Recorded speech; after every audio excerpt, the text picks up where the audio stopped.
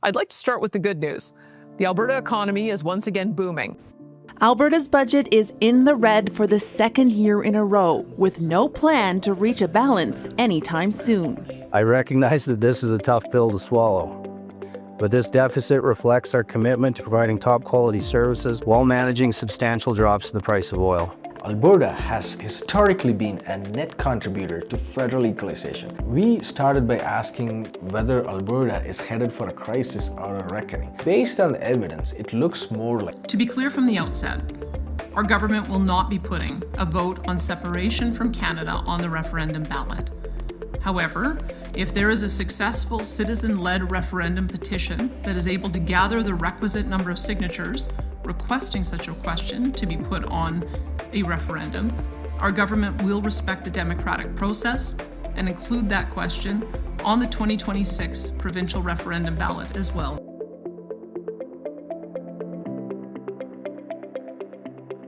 Alberta is Canada's wealthiest province per capita. It has no provincial sales tax. It sits on one of the largest oil reserves in the world. And this year, it is projecting a $9.4 billion in deficit. At the same time, its premier has announced 9 separate referendum questions she wants Albertans to vote on in October. And a citizens-led petition to separate from Canada entirely has a deadline of May 2nd, 6 weeks from now. So the question I want to try to answer today is, what is actually going on in Alberta? Is this province in genuine trouble, or is this a reckoning with problems that have been building for a long time? Problems that were always going to arrive eventually. Let's start with the money, because that's where the story begins. 1 year ago, Alberta posted a $8.3 billion in surplus. This year, it is projecting a $9.4 billion in deficit. Alberta is expecting a $9.4 billion shortfall, more than doubling last year's deficit, thanks to slumping oil forecast to average around $60.50 a barrel this year. That puts the province's total debt at more than $111 billion, up from $0 in 2004. That's a swing of nearly $18 billion in a single fiscal year. How does that happen? The province's answers centers largely on oil. In 2024-2025, the prices of West Texas Intermediate crude averaged around $74 a barrel. For the current budget, the government is forecasting $60.50. That's a drop of roughly $14 per barrel. And here's why that matters so much to Alberta specifically. According to the province's own budget documents, every single dollar drop in oil prices cost Alberta approximately $680 million in annual revenue resources. Multiply that $14 by $680 million, you will arrive to a close to $10 billion in lost revenue. Population growth is the second factor the government points to. Alberta has been one of the fastest growing provinces in Canada. Just the last 5 years of Trudeau's tenure, Alberta grew by almost 600,000 people to more than 5 million.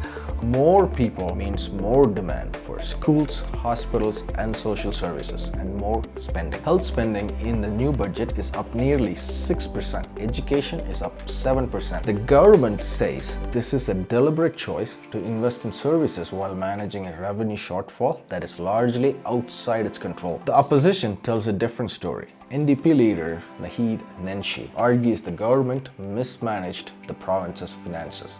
And today, the government had the opportunity to table a budget that might turn things around, but they didn't. Never has an Alberta government spent so much money and delivered so little results. And more specifically, broke its own rules. In 2019, the UCP government passed a legislation that prohibited running a deficit for more than 3 consecutive years. This budget projects deficit through 2028 to 2029. When Finance Minister Nate Horner was asked what the consequences are for breaking that rule, his answer was direct. He said the consequences are political. Voters will decide. There is also a question of Alberta's taxpayer-supported debt is projected to reach $109 billion. That's a province of 5 million people. The annual cost to service that debt is $3.4 billion, or roughly $670 per Albertan, before a single dollar is spent on any public service. So that's the budget picture. A province that has more money coming in than most and is spending more than it earns, because the gap between what it wants to spend and what oil revenues are currently delivering is significant. significant. That raises a deeper question. Why does this keep happening? The simple answer is to why Alberta keeps cycling through booms and deficits is oil prices go up and they come down. That's always been true and it will continue to be true. But the more complicated reality is that Alberta has for decades built a fiscal structure that amplifies those swings rather than dampens them. Most provinces buffer against revenue volatility by drawing on a broader tax base, including a provincial sales tax. British Columbia has one, Ontario has one, Quebec has one, Alberta doesn't. It has the lowest income tax rates in the country and no PSD. That combination is sometimes called the Alberta advantage,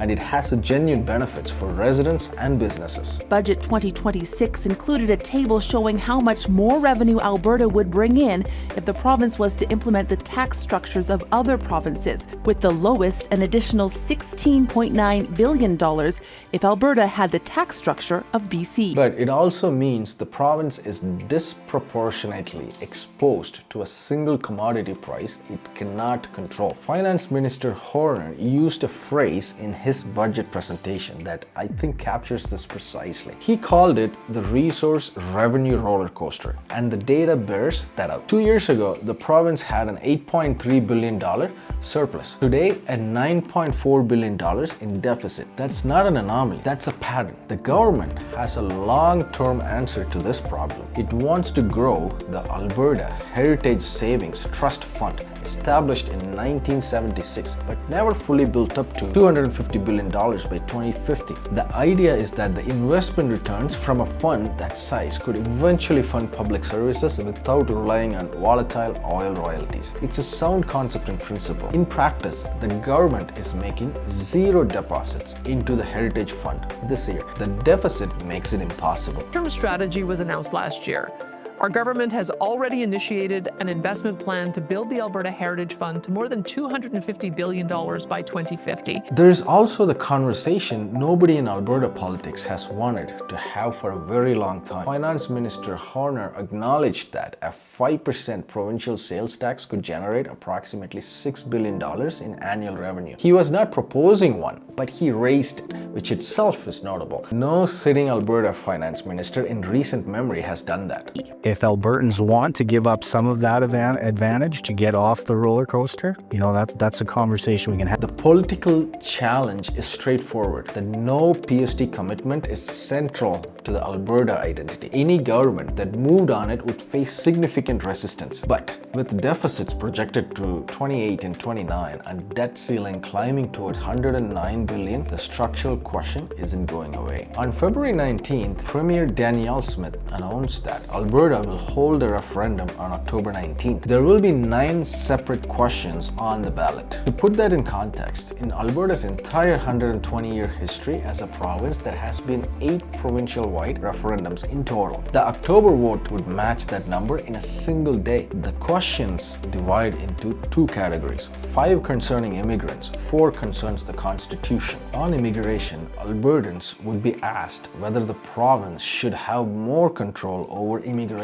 levels, whether economic migrants should be given priority, whether eligibility for certain provincial services should be restricted to citizens and permanent residents, whether non-permanent residents should face a 12-month residency requirements before qualifying for social supports, whether fees should be charged for healthcare and educational access, and whether proof of citizenship should be required to vote provincially. On the constitutional side, questions cover whether the province should select their own Superior Court justices, whether the Senate should be abolished, whether provinces should be able to opt out of federal programs and retain the associated funding, and whether provincial law should take precedence over federal law in areas of shared jurisdiction. These are significant policy directions, but here's what's important to understand about what a yes vote can and cannot do. The immigration questions involve areas where federal and provincial governments share jurisdiction. Some of the measures being proposed, if implemented, would face legal challenges because under Canada's Constitution,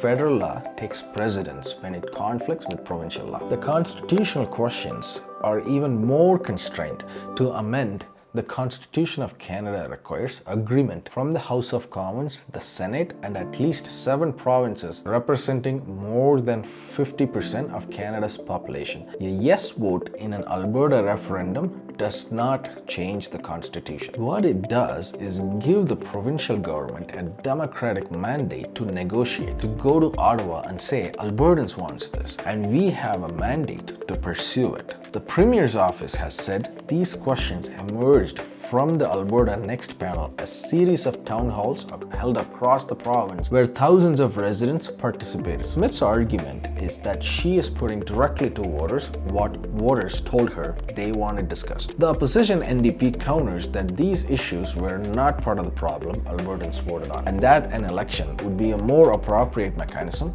than a referendum.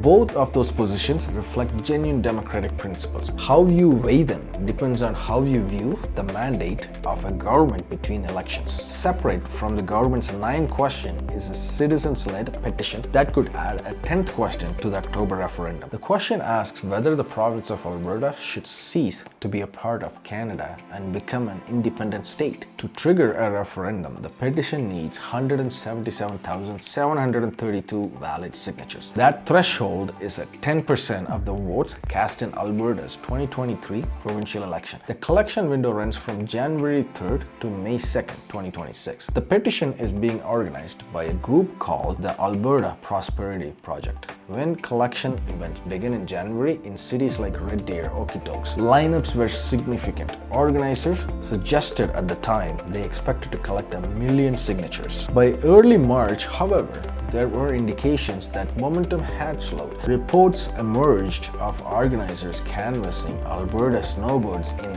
Arizona and Mexico to collect signatures. David's writing on the Alberta political blog noted this as a potential sign that the campaign was facing challenges meeting its targets. There is also important parallel context. At the same time this separate petition was being collected, a competing petition was running, one that asked a different question entirely.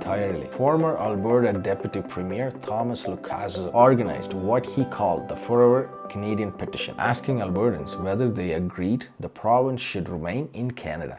That petition collected 450,000 signatures, more than double the separation petition's threshold. In December 2025, Elections Alberta verified 438,568 of those are valid, confirming the petition had succeeded. What can we reasonably draw from that comparison? The Forever Canadian petition gathered more signatures more quickly with broader verification. That doesn't tell us what would happen in an actual referendum vote. Petition signing and ballot box behavior are different things, but it does suggest that support for remaining in Canada is substantial and organized. Polling data supports this.